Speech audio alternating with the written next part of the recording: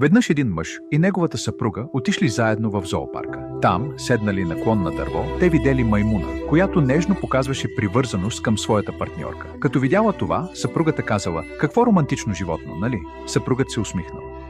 По-късно те пристигнаха пред клетката на лъва. Там видяха един лъв и неговата лъвица, които стояха отдалечени един от друг. Мълчаливият мъжки лъв седеше съвсем сам в един ъгъл. Съпругата каза: „Сякаш лъвицата изобщо не беше там. О, каква тъжна и жалка гледка е това!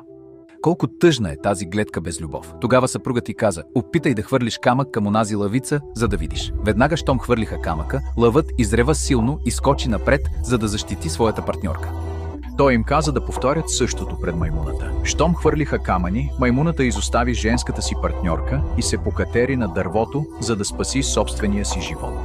След това съпругът каза: „Не се заблуждавай, мислейки, че фалшивите прояви и начинът на говорене, които виждаш отвън, са романтика.